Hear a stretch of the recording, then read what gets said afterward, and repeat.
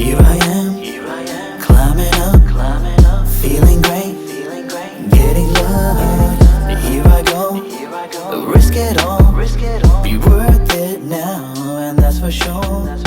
Watch me as a Rocketeer, flying high. Alright, episode 22 of Fight Talk Down Under is brought to you by CMBT. Go to cmbt.com.au for all of your protein powder, protein bars, pre-workout, all that good stuff.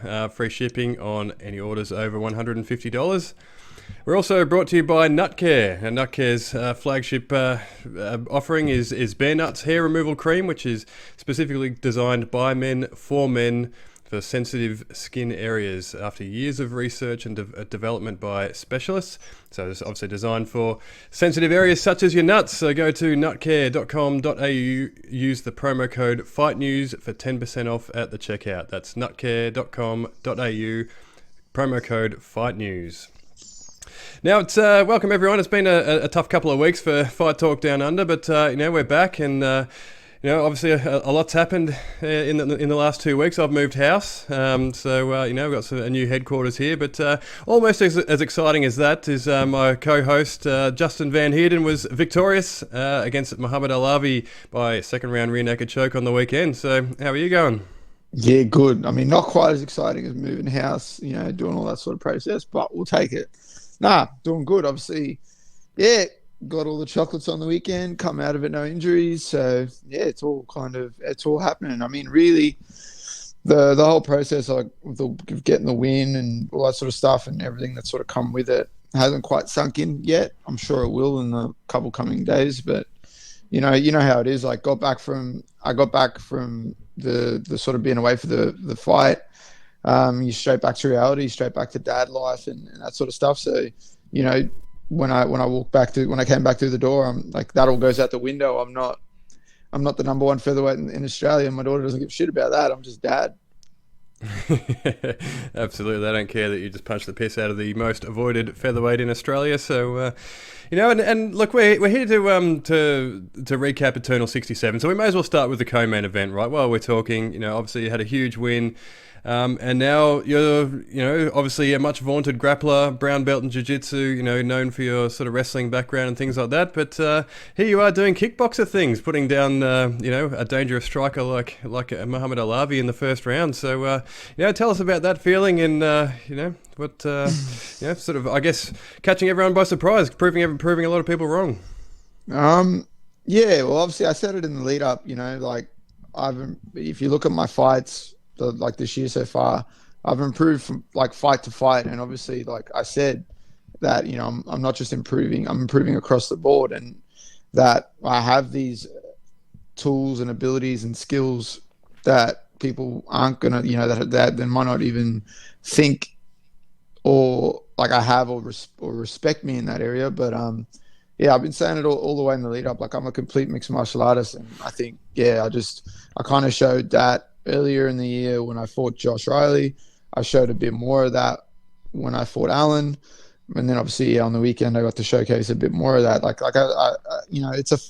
It's a fine line between getting in there and being able to perform and showcase your skills, and then while taking your opponent's strengths and what they want to do away from them, and then not giving them the opportunity to sort of capitalize. Like I said in the lead up, I can get into the pocket, stand in the pocket with Alavi and just throw leather for however long and just do that for my ego if I want to, but there's no point. That's his best opportunity to win. Why do I need to do that? I don't need to prove anything. But yeah, so that's kind of just what you saw there, man. That's just the work we do at Freestyle. That's just the work I do with my coach, Joe, just with the work I do with Volk. That's just, I got two really good coaches, and that's just kind of the hard work that we do and the caliber of training partners that I share the room with, and that all just come to fruition. But yeah, obviously at the start I had to kind of be wary of the explosiveness and the danger and the power that Alavi has. But after the first couple of minutes, I kind of made the reads that I needed to make. The fight IQ that I have is quite high, so I was able to sort of start making a few reads quite early on, and then once I started making a miss those first few times, started shifting across, using my footwork and my distance, I could tell I was starting to puzzle him a little bit, and he got a bit, a bit, I guess, overzealous with some of the stuff that he was doing. And I made the reads that he wasn't sort of being defensively aware when he was pressuring me and trying to go out, because I just wasn't where he wanted me to be. And then, I was able to sort of hurt him early in the round and then drop him as the round went on. And when he shot on me for a takedown, I was kind of like, oh, okay. So, that gave me that little confidence boost to go, okay, well, this guy's puzzled now. He's lost. He doesn't know what to do. Like, he's starting to wrestle. But credit to him. He got some pretty slick takedowns. Obviously, the dude can wrestle. He's got that sort of Persian wrestling behind him, I guess. And he hit me with a couple slick little trips in that were quite nice. So credit to him. He did well in that area. But ultimately, I finished the first round. Knew that I'd kind of put him out of his comfort zone a little bit. Went into the corner. Joe told me, he's just like, you've got him freezing. He doesn't know what to do. He's going to come out this round and he's going to look to take you down straight away. It's exactly what happened. He came out, threw a couple kicks, a couple hard shots to try and, like, I guess, cash in on hopefully landing something. I got shut down his first takedown, and then he was sort of forced to stand with me again. I landed some more shots. Could tell that I was, like, landing and hurting him. And then obviously he did well to chain together a couple takedown attempts and got me down again. But obviously then I was like, I heard Joe sort of say, this is your world now. Let's go. Let's do this. And grabbed the single leg, spun him against the cage.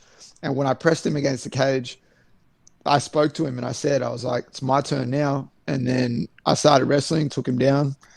And once I kind of nullified that last-ditch attempt for him to be defensive and keep the fight from hitting the ground and me controlling him, and once I actually got him down and got that first couple seconds of control, Joe said, we got like 2.5 minutes left to work. And I just kind of knew. I was like, well, yeah, like, that's all she wrote now. Like, I knew that he was pretty well done there because I could feel how spent he was. And also 2.5 minutes with me on top of you, that's a long time. And it's a long time to try and survive and try and nullify what I'm trying to do. It just came together. I mean, I'm pretty happy with my performance. I still got to, like, pick out some things that I could have done better. Obviously, he in the first clinch, he hit me with a knee, a pretty hard knee that sucked a lot. Hit me straight in the solar plexus, and I was like, okay, come here for a sec. Just kind of had to sort of adjust a little bit, and then toward end of the first round, when he was kind of on top of me, but he was just holding on to me. His team was just telling him to hold on and kind of recover. I guess I could have showed more urgency there, just get to my feet. I wasn't in any danger, but still, I guess, had I not dropped him and the round was a bit closer, that little 30 seconds, 40 seconds of control time, that's enough to maybe edge around. So I can look at that and go, okay, maybe I need to show just a little bit more urgency, even if I don't feel like I'm in danger. So, there's still always things to pick out and work on, but overall, I'm very happy with my performance. I said at the start of the year, I wanted 3 fights, 3 wins, 3 finishes. I've done that. Beat the dude that no one wanted to fight, an undefeated guy, a dangerous guy. Like, cemented myself as being, like, one of, if not the best guy in the country.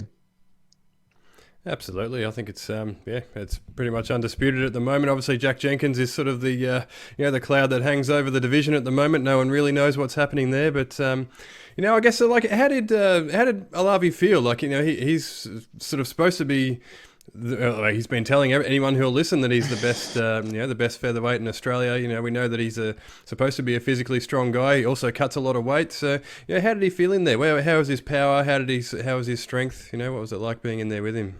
First couple minutes, he was very strong.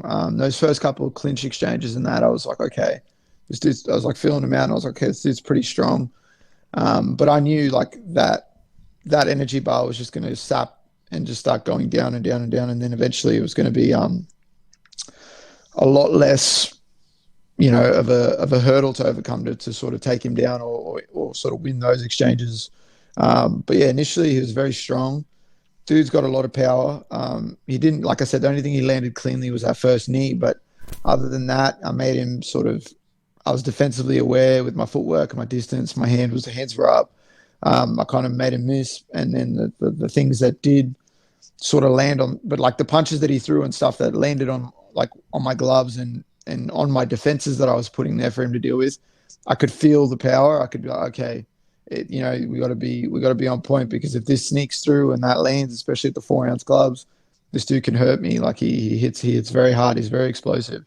And like, so he pretty much, in those areas of what I expected it to be like, it lived up to it. Like the dude's he's very explosive, and especially early on, like those first couple of minutes, the way he was moving and stuff like that, I could tell, okay, this dude's got some pop, he's got some power, he's very explosive. And even when we first walked in the cage, like we're standing across from each other, and I'm looking over, and this dude's like jumping up in the air, doing like full splits and shit, like while we're waiting to be announced and stuff. And I could tell, okay, this dude's like, he's explosive, he's athletic.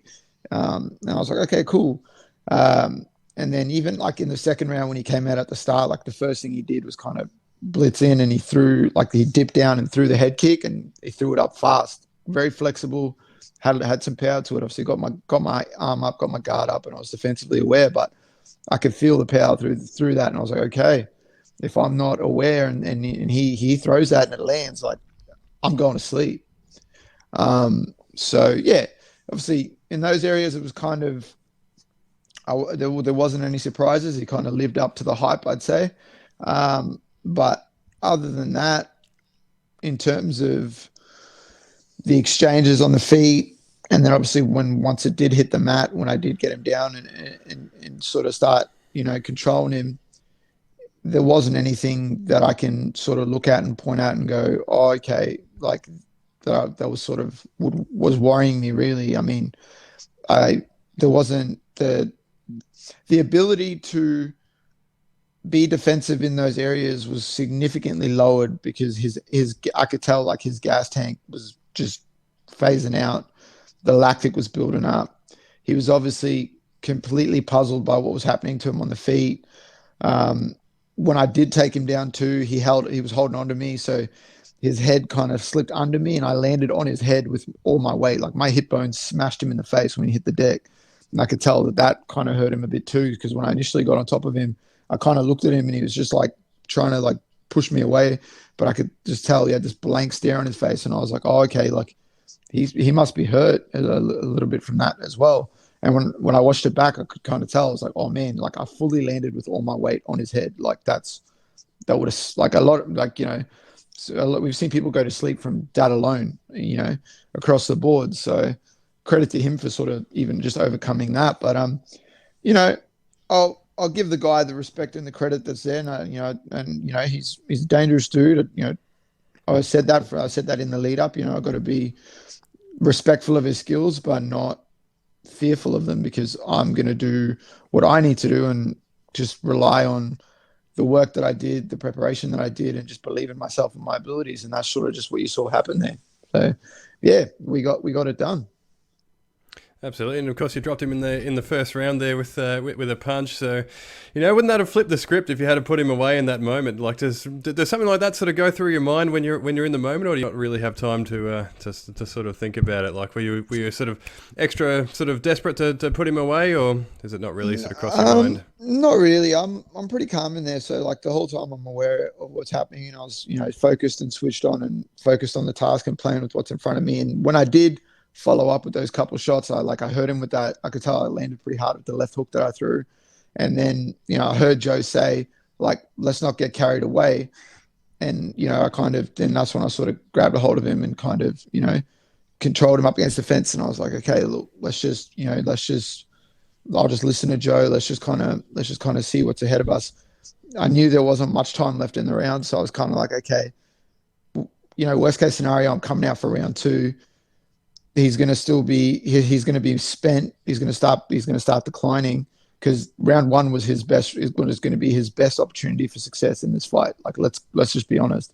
And then, so it's just those sort of little things. And I could hear, I hear everything in there. I could hear Joe the whole time. Like, I could hear his corner. I could hear, the commentators. I could hear sort of everything.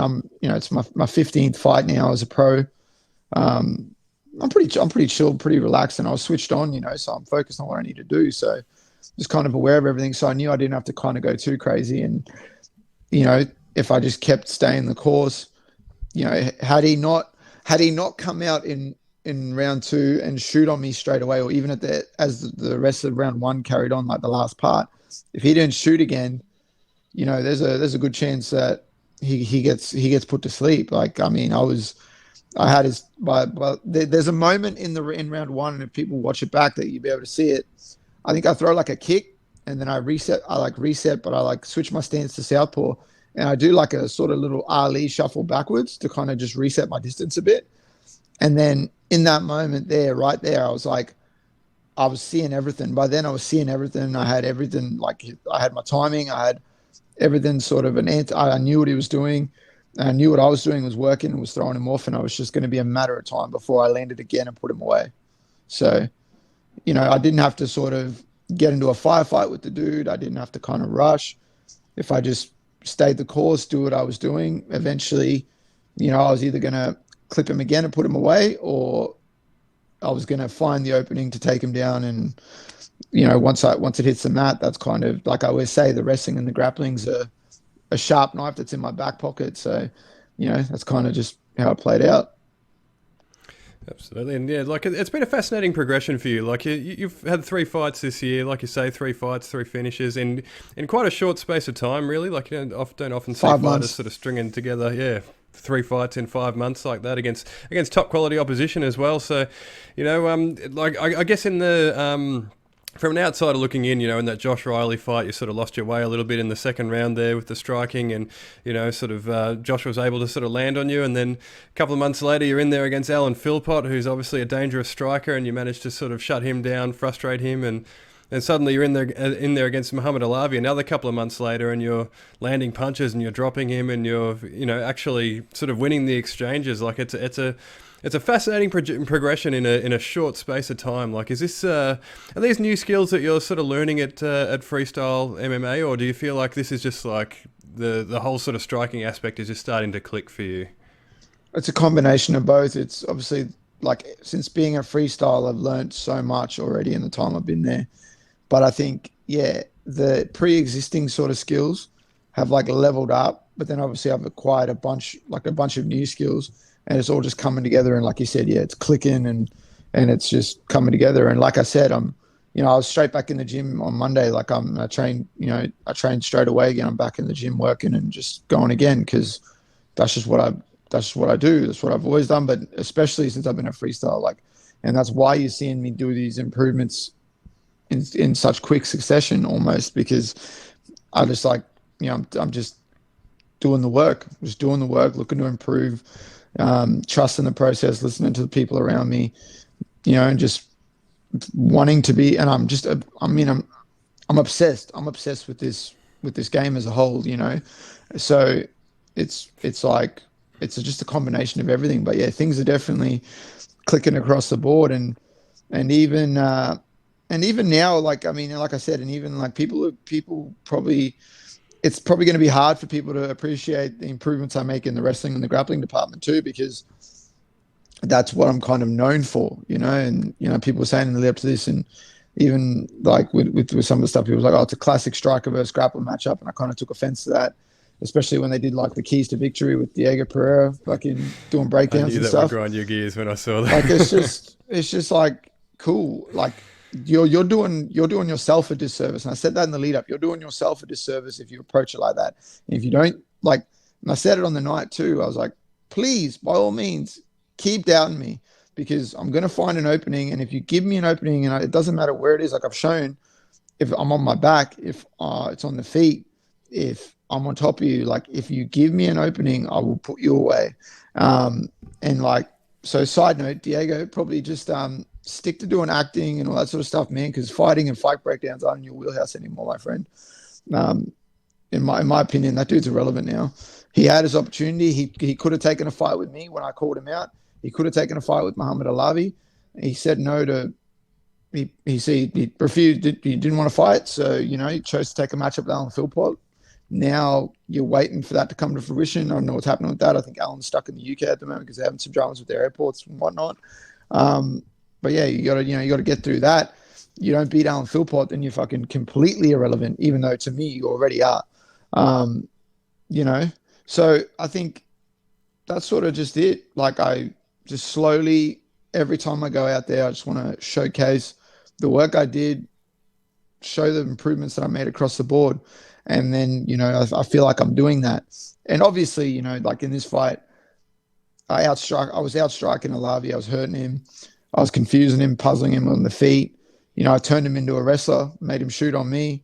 And then that kind of sort of played out the way it did. But if you look at it's probably going to be hard unless you're sort of, for sort of just a casual fan to appreciate. But that exchange where I went to take him down in round 2 and he went to hit the switch, and like there's some high level shit happening there on the mat. Like he's trying to hit a perfect switch on me. He's got a great position. I'm doing like minor adjustments with my hips and with my pressure and trying to like shut that down, readjust and shooting again.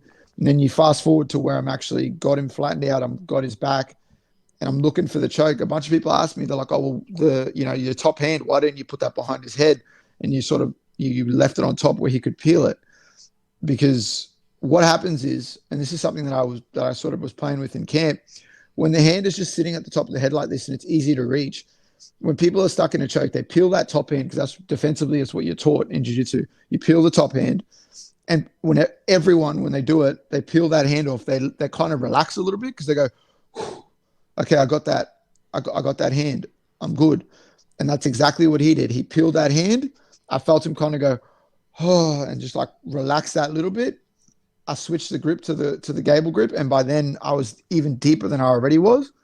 And I knew, like, that was all she wrote. I was just like waiting for him to just go out or tap in that, and like that's just another improvement that I've made along the way, because I'm doing that across the board. So yeah, we're pretty happy. Everything's coming together, and it's been a cracking year so far. So yeah, we're gonna see what's next.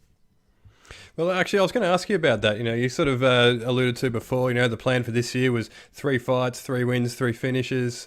You've achieved that, and it's only July. Are you planning on sort of, spending a bit of time in the gym, or do you want to keep the train rolling?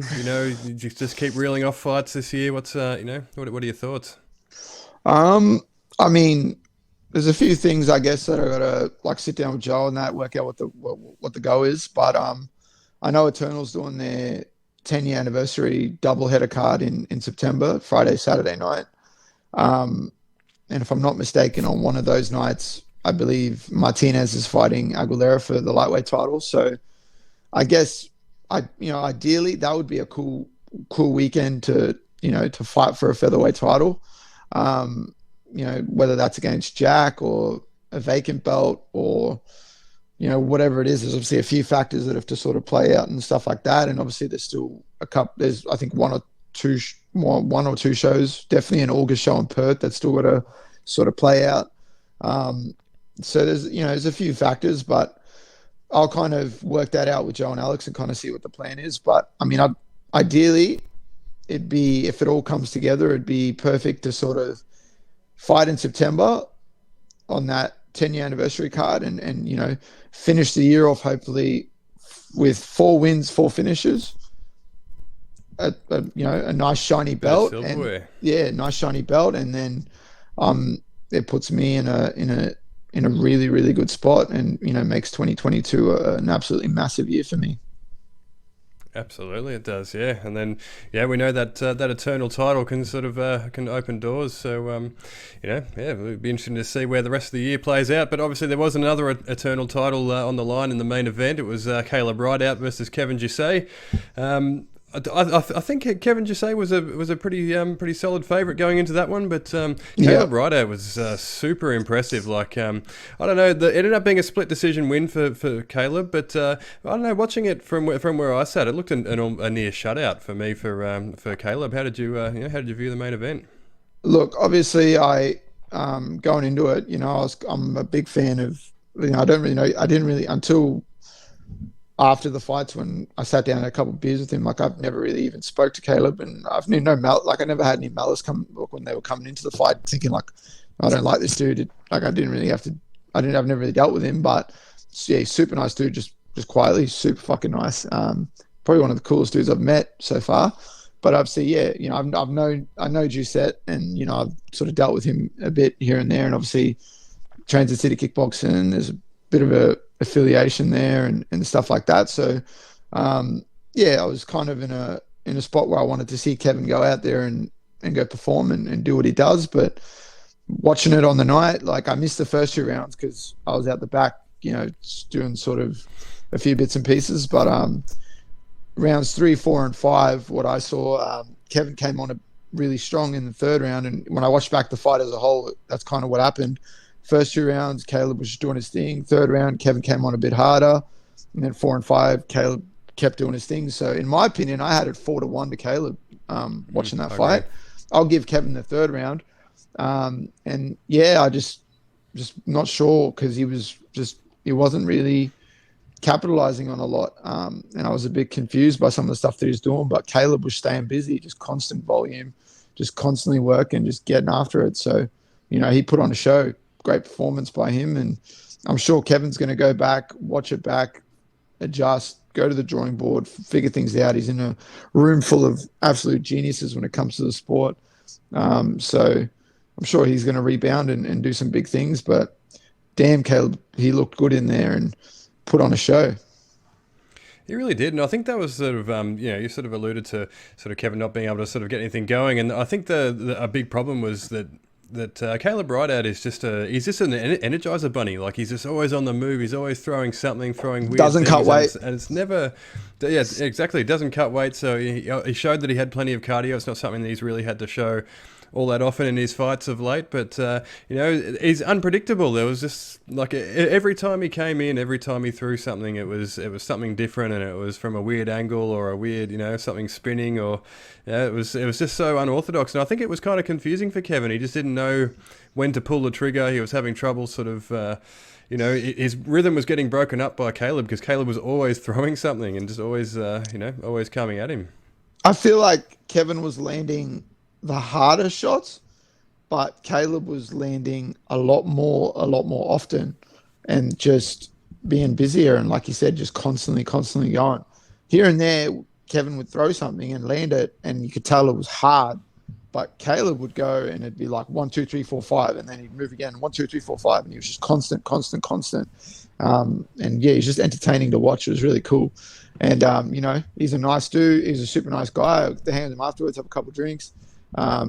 Met, you know, some of his team and people close to him. His partner, she's, you know, they're expecting a child, so he's going to be a dad now. And yeah, it's just super likable, super cool dude. Want to see people like that excel. So yeah, happy for the dude.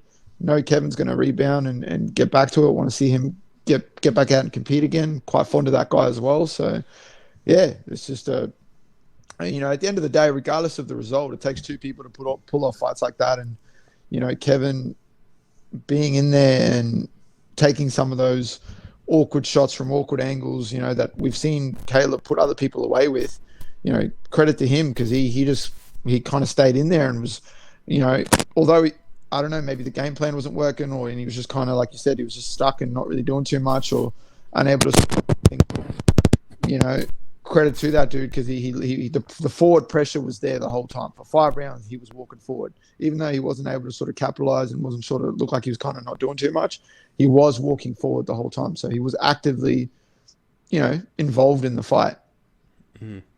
It kind of felt like the game plan might have been just to sort of drag it into the later rounds and see how, you know, obviously that explosion in theory would be sort of would sort of leave Caleb Rideout, but yeah, he managed to keep the volume going and stay in there. And you know, we know that Kevin's a quality fighter and he comes from obviously a top tier camp, so you know, he's going to bounce back and he's going to be, you know, he's going to be a real problem. He's got a huge future, I think. Like he's a quality fighter. He's obviously a really nice guy as well, as you mentioned there. But you know, what do you reckon the ceiling is for Caleb anyway? Like Caleb's obviously, you know, it's only his 2nd fight in Eternal. He's proven that he can hang for 5 rounds against one of the best fighters in the division. So, you know, what do you think the ceiling is, and what do you think the immediate future might look like for Caleb Rideout? Man, he's got a bright future ahead if he keeps carrying on putting on performance like he did on the weekend. I think the dude's like 7-2 now. He's on like a 5-fight win streak. So, he made it clear after his last performance when he called who he wanted. He called out, Joey Luciano from Absolute and wanted that fight, but things come to fruition and he ended up fighting Kevin for the belt. Now he's the champ. But after talking to him on the weekend, he won't mind me saying this. That's the fight he wants. So Cam, Ben, whoever needs to know, Caleb wants to fight Joey Luciano for the welterweight title. He wants to be that to be his first defense, and he's pretty fired up about it. Obviously, Joey's a big welterweight. He's very, very skilled. Trains at a good gym. Trains alongside some killers. Dude's a monster. So as a fight fan, I'm all on board. I'll pay to watch that. I want to watch that fight go down. Absolutely, sign me up as well. That's a fantastic matchup, and that's a big call out too. Luciano, like you say, is a quality fighter and a big welterweight as well. So that's that's another big test for Caleb right out. But he's obviously full of confidence. He's just beaten Kevin Jusset, so sign me up for that matchup as well. 100%. I'm gonna be. I honestly, if they make that fight happen, I'm gonna go watch it live. Yeah, sounds good. Yeah, maybe even in Melbourne. I don't know if Eternal's ever coming back to Melbourne. It's obviously having trouble. Getting events, up and running down here. But obviously, Joey's a Melbourne boy, so who knows? But that's it. Yeah. Come down to Melbourne, watch Eternal, watch Joey and Caleb scrap it out, and you'll catch me at Chapel Street right after, just having all beers. All the beers, absolutely. But obviously, Kevin Jusset's teammate from City Kickboxing, Adam Cook, was in action on the main card as well. He took the fight on short notice against Tristan Murphy and ended up coming away with a pretty one-sided unanimous decision win in the end. So that was his second fight back after a six-year layoff. So what did you make of Adam Cook's performance? Man, it was a scrap. Those boys got after it. They got after it. Tristan's a gamer, man. He's always looking to fight and always looking to just be aggressive and come forward and be violent and just try and do damage. And he's a big boy, cuts a lot of weight. So he packs a lot of power. But damn, Adam Cook just kind of put it on him, man. I think he, from what I gathered, I think Tristan's ribs got broken or injured, and at some point in the fight by some of the damage that Adam did. And the crazy part is, man, he put on that performance, even though he said himself afterwards he didn't really feel too good about it, wanted to showcase a bit more. He did it with a pretty much blown out knee. I think he blew out his knee pretty early on in the first round. But he's a tough boy. He's from Tassie, and I've seen that dude in some scraps from back in the day before he moved to City Kickboxing. Beat guys like David Butt, just in absolute wars, just scrapping it. So it was no surprise he could dig deep and do what he did. And another guy, super likable guy, just all about the martial arts lifestyle and just getting in there and performing and showcasing his skills. And that's exactly what he did. So yeah, good, good. He's in a good spot now. He's just had 2 fights back after a long layoff. Obviously he chose to stay in New Zealand while they were having their lockdowns and stuff like that. So for 2 years, another 2 extra 2 years, he missed out that he didn't need to. But these 2 fights that he's had back so far, he's just put on clinics and just showcased his abilities, and just he's a problem. He's going to be a problem for these lightweights to deal with. Absolutely, yeah, he looked good, and we know that sort of Tristan Murphy's a former champion and obviously a big test in Eternal. So he's taken that one on short notice and he's come through. So yeah, again, that's the way to announce yourself, to beat a veteran like Tristan Murphy. But there's one other on the card that I wanted to touch on there. It was Tom Nolan, who defeated Liam Stephen by ground and pound in round 1, and I just thought he looked fantastic. Liam Stephen's obviously a quality fighter as well. He's absolutely no mug, and Tom Nolan looked strong and looked explosive. So what did you make of that one? Yeah, I didn't get to see it on the night, but I watched the fights back, and damn, he looked good, man. He put on a fucking show, and there were two, that's some good matchmaking there. There's 2 dangerous guys with the ability to end the fight at any moment. But damn, Tom looked good, man, and he's a big dude for that weight class. He's tall, he's long, he's big, and he's very, very, very, very skillful. The guy's got weapons in all aspects. He was throwing spinning back kicks, elbows, knees. He's got takedowns. He's just, he's dangerous, man. And that dude, when I was an amateur and when he was still an amateur, he was fighting at featherweight. I don't know how he ever made featherweight. I mean, you look at him now, he's a bit younger then too, but he's just He's a big boy, man. I don't know how that dude ever made featherweight, but he's going to be a problem for some of these lightweights, man. Yeah, I enjoyed that performance, and doing like you said, he wasn't fighting a mug. So yeah, credit to him to get that first round stoppage. Absolutely, yeah, definitely announced himself on a big card as well. So yeah, well done to Tom Nolan. But while we're talking about the local scene, obviously Wollongong Wars went down up your neck of the woods on Friday night. So you got something real quick before we talk about Wollongong Wars, which I'm obviously look out, stoked about. People. I think someone's about to get sprayed. Yep. So on the night at Eternal. Obviously, I fought Mohammad Alavi, but for people who may not know, on the headline prelim, his partner and Angelka Momcilovic, I think that's how you say her name. Apologies if I got that wrong, even though I'm about to spray you. She fought Jamie Edenden in the headline prelim. They'd obviously over the last couple of weeks and even sort of before Jamie's last fight and her last fight on XFC, they were going back and forth on social media quite a bit. That's neither here nor there. It's none of my business. I don't care about that. So obviously they fought on the night. The fight ended. Angelka went to sort of hug Jamie Edenden after the fight. Jamie wasn't about that, kind of shoved her off and like screamed in her face because she was, she knew she won the fight. She put a beating on her, put a clinic on. Angelka then waited until Jamie walked away and was like sort of behind the ref and came over and then like slapped her after the fight, which was, well, whatever. That, that's, people do that all the time. We've seen that before. That's nothing strange. But, it's pretty shitty though. It's pretty shitty sportsmanship. Not that I'm the shining beacon of example. Sometimes I've had my little moments here and there. But, yeah, what else happened that people might not know about is when she was leaving the cage, she walked past one of Jamie Edenden's teammates and threw a punch at them and actually hit another person accidentally in the process that was there just attending the fight. So that's pretty shitty and isn't a cool thing to do. And then got out the back and was carrying on with her sort of antics and carrying on and screaming.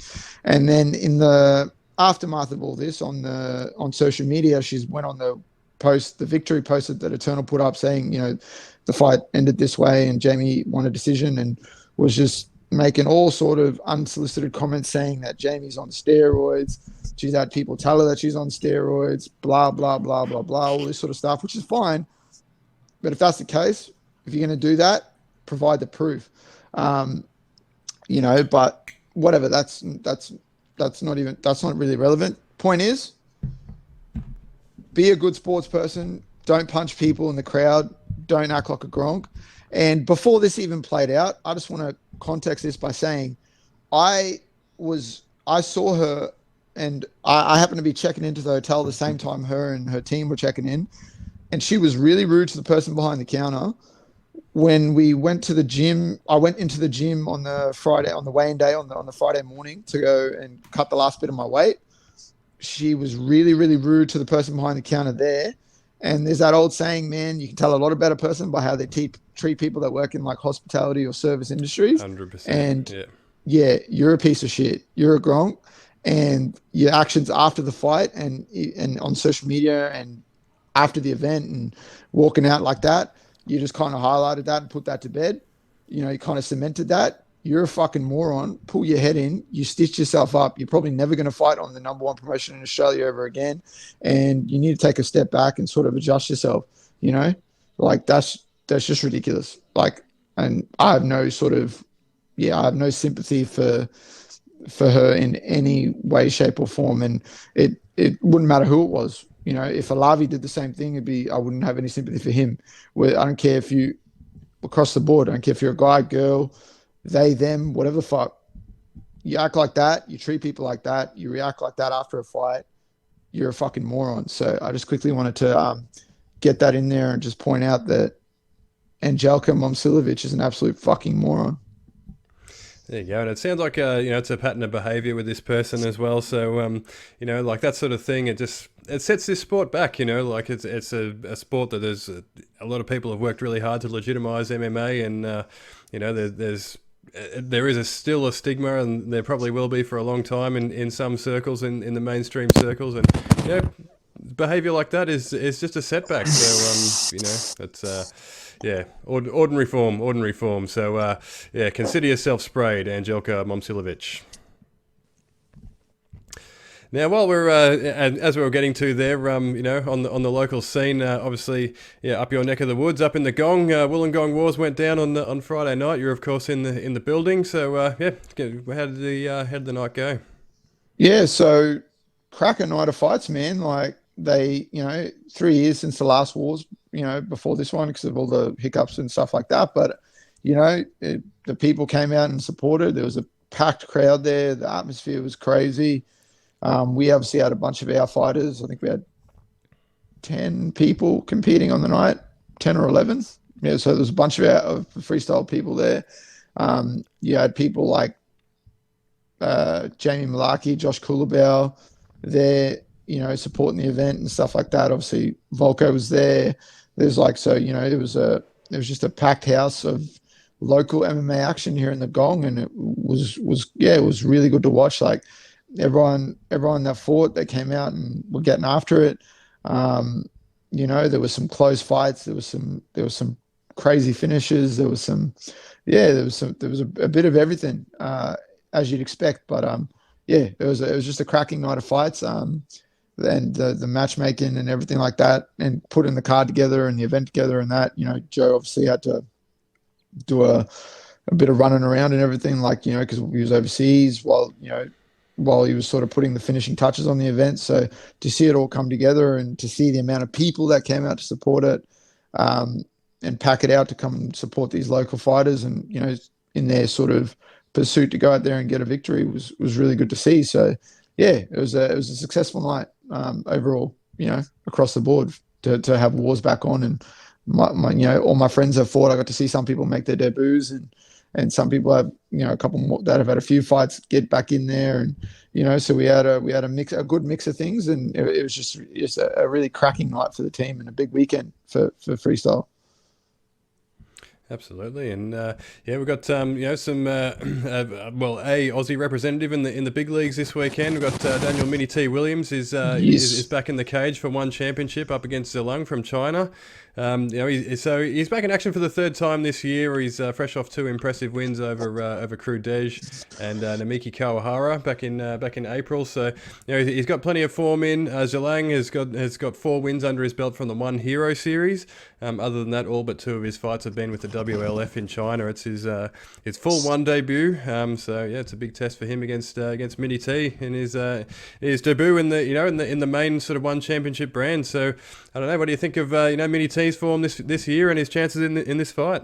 Man, he's just killing it, man. That last fight when he fucking dropped that dude with the body shot just melted him. Like, he's a weapon, man. Like, that dude's a beast. He's just one of those people that's just violent, dangerous, just and all about it. Like, he's all about scrapping and being in there, just throwing hard and just looking to pull people away. So that's always cool to see, and you love people that sort of get out there and do that. So I feel like that's what we're going to see again. I feel like we're just going to see him beat the brakes off someone again and absolutely melt them and put them away. I feel like that's just what I'm come to expect now, really. And I mean, that's what I kind of want to see happen. Obviously, it's always good to see the Anzacs and that do well. So I'm going to be watching, tuning in, hoping for another violent finish. Absolutely, yeah. We know he throws down every time he gets in the cage there, and he's completely fearless. So it's always a good watch. So, and I love one championship. So obviously Friday night it's going to be a fun watch. So make sure you check that one out. It's one championship, of course, doesn't cost you anything as well. It's live on their YouTube channel, live and free. So and tune in with the 54 billion other people around the world that are going to be watching it.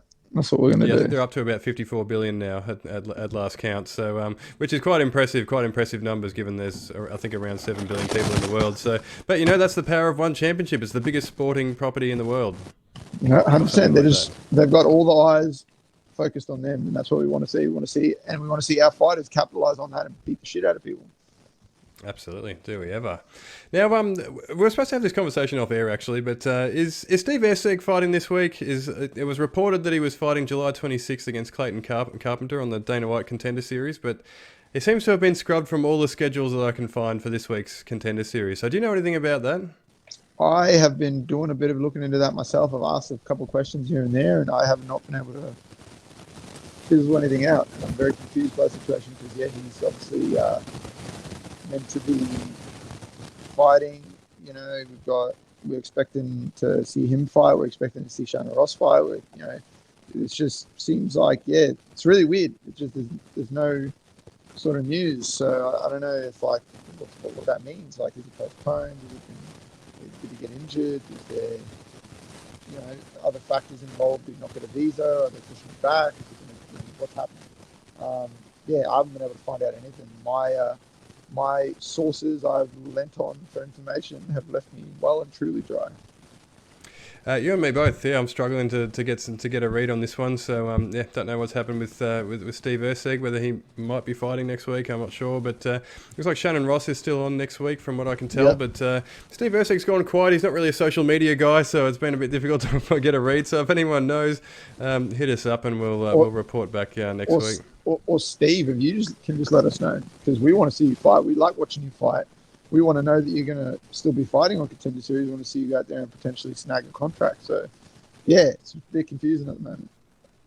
Absolutely. And, this kind of happens with the Contender Series. These sort of things change without notice. We know it sort of happened with Junior Tafa last year. He was supposed to be on the Dana White's Contender Series last season, but, kind of went quiet and, I had to do some digging to get any information on that as well. So, sometimes it just happens, they drop off. But, if anyone knows about Steve Ostovich or Steve yourself, then, let us know. But, while we're talking UFC, we wanted to sort of touch on, a couple of fights that I wanted to touch on, actually. One was Jamie Mullarkey. He was obviously in action last week against Michael Johnson. Came away with a split decision win in an absolute war, as we've sort of come to expect from Jamie Mullarkey. But a lot of the media seems to be sort of leaning towards Michael Johnson in the decision. I don't know if that's just sort of the American goggles or what it is, but how did you view the fight and the decision? So looking at it, watching it, obviously I'm rooting for Jamie. He's my teammate and someone I want to see kill it. Round 2, definitively Jamie's. Round 3, definitively Johnson's. Round 1, super close, and I can see the argument for scoring it either way. Obviously Johnson dropped him, he dropped Johnson, but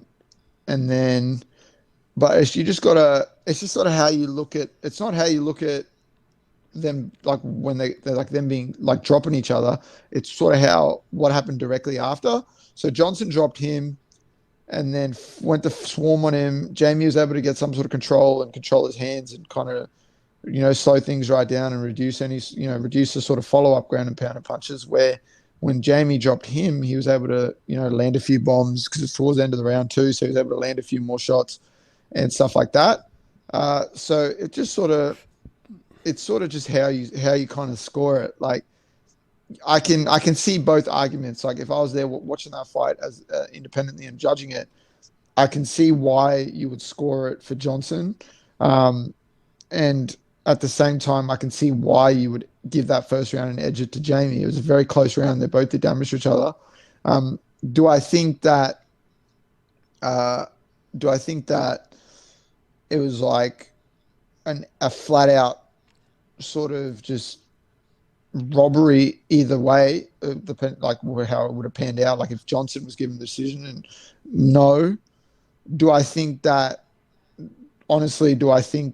it was a very close fight and either guy is in that situation fortunate to get a decision? 100%, because it was just the way it panned out was just round 2 clearly Jamie's, round 3 clearly Johnson's, round 1 both guys did some tremendous work, both guys hurt each other, and it was like razor thin. So am I stoked that Jamie got the decision and won? 100%. Am I stoked that he got a bonus? 100%. Had it gone the other way, would I have been surprised or upset? Not at all. I can see both arguments. So I feel like either guy is lucky to have gotten the win. based on how close that first round was and how you'd score it. It's just and judging so subjective. It was just a preference thing for maybe what each judge thought was more worth more, and what was, I guess, capitalized on better out of either person's sort of ability to hurt the other one, if you know what I mean.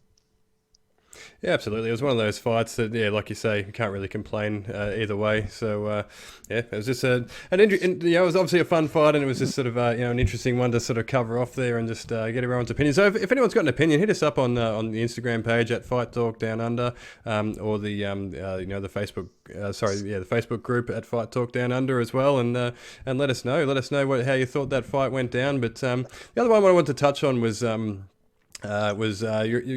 teammate, of course. He's best known as sort of the main sparring partner for the number one contender for the Eternal featherweight title. You also might know him as the number one pound for pound fighter in the world right now. It's Alexander Volkanovski, who obviously defeated Max Holloway in a pretty one-sided decision in the end. So how did you rate Alex's performance? Absolutely brilliant, like just amazing. And then when you find out afterwards that he broke his thumb in the second round and still punched Max's head off with it, then it makes it that much sweeter. But like, yeah, absolute masterclass, man, and kind of what I expected. People asked me in the lead up, and I was like, either he's going to finish him or it's going to be a complete shutout, and that's exactly what it was. And like, obviously I was in camp at the same time, and I was getting to do a lot of work with Volk, and for the camp he was helping me with preparing for Alavi. Here and there I was like in sparring sessions, I was emulating Holloway and sort of stuff like that. And I counted for the whole camp, and this is something that I've, like, the week of the fight I sat down and worked out, and I worked out how many times I landed a clean punch on him throughout the whole camp. If you were to guess, what do you think that number was? Probably counted on one hand. Exactly. 5. I landed 5 things on him for the whole camp. The whole camp, and that, when I sat down and I worked that out and figured that out, I was just kind of like, and obviously just seeing the prep that he did and how ready he was and the work that he did and everything like that, which you just know that the dude does. His work ethic is ridiculous, and he just continues to just grind and grind and grind. I just knew. I was like, oh man, I was so confident that he was just going to go out there and just put this dude away, or just absolutely shut him down, and that's exactly what he did. So was I surprised that that's how it turned out? No. Was I surprised that Max was able to, take the shots that he did and stay in there for the full fight? No, not really, because that's what Max has sort of been known for. But, they did well to keep him in the fight with that cut, because that cut was deep, man. He had like a whole opening on his face, and I was hoping that they'd stop that fight because of that cut, because I obviously bet on my teammate to go out there and win. So they didn't do it, and Max was able to survive. But, just got absolutely bashed, outclassed, put to bed. And Volk's the best mixed martial artist on planet Earth. And a bunch of people think that now, because he's obviously moved up to number 1 in the pound rankings. But, couldn't be happier for him, Obviously, I kind of said it when I fought, even on the weekend. Like, I'm super thankful for all the time and stuff that he invests into me and to help and coach me and help me improve in that. But the same token, I'm just stoked to see sort of his journey play out, and kind of just continuing to do what he does, man. Like, the guy is just going from strength to strength and just being active, and I'm excited to see what's next.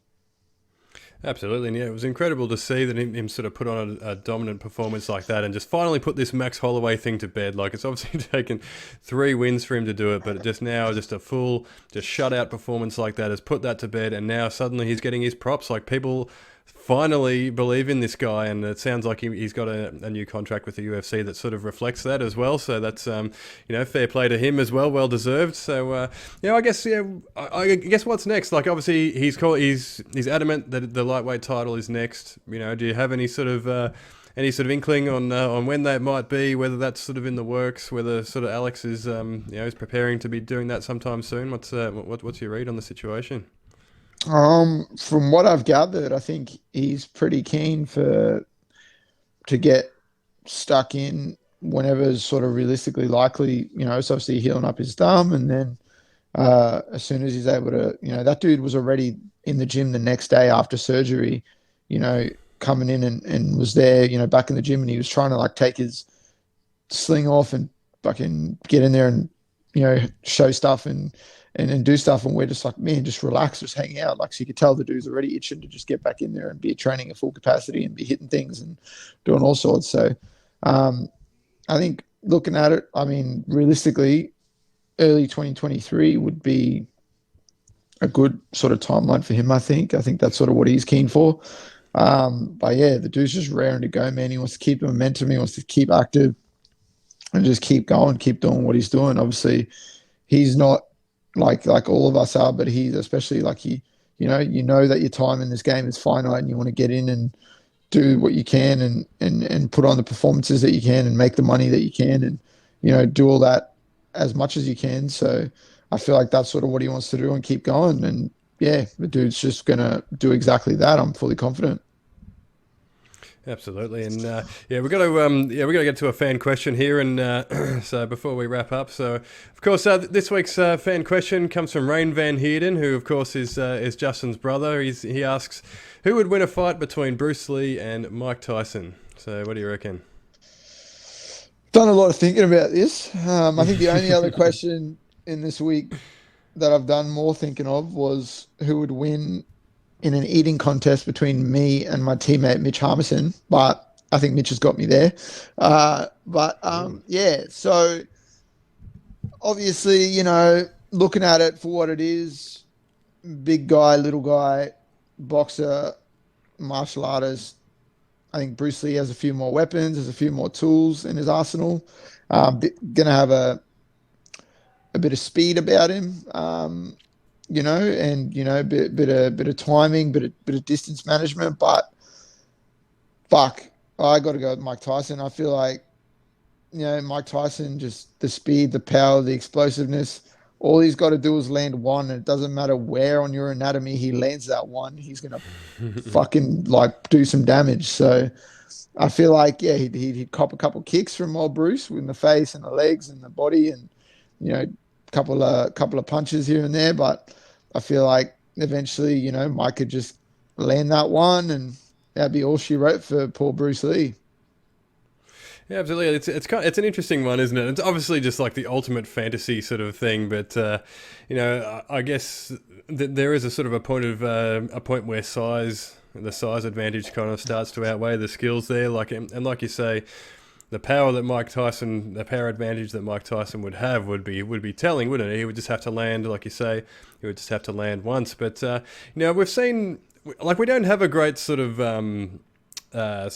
body of evidence, I guess, for this. But we've seen sort of boxers move into kickboxing before, and mixed martial arts and those sorts of things. And unfortunately, these sorts of crossover fights typically happen later in guys' careers when they're sort of over the hill. Like, particularly the heavyweights, we've seen Shannon Briggs and Ray Mercer and Riddick Bowe and James Toney. Even Butterbean. They were all these big boys have sort of all done it sort of towards the end of their careers, and it rarely ends well. Like.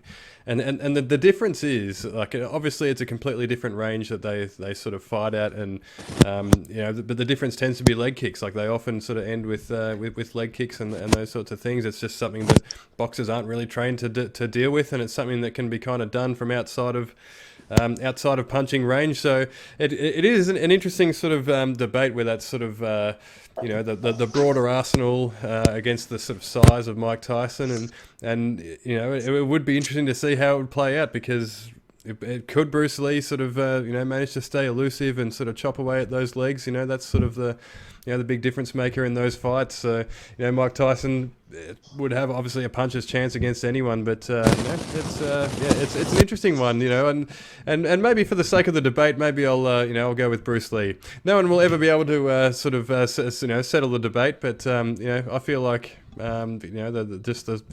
the techniques that he would bring to the table that Mike Tyson wouldn't be able to deal with would possibly outweigh the size advantage. Yeah, I can see it. I can see the route to victory, but I did see Brad Pitt throw Bruce Lee against a car in Once Upon a Time in Hollywood.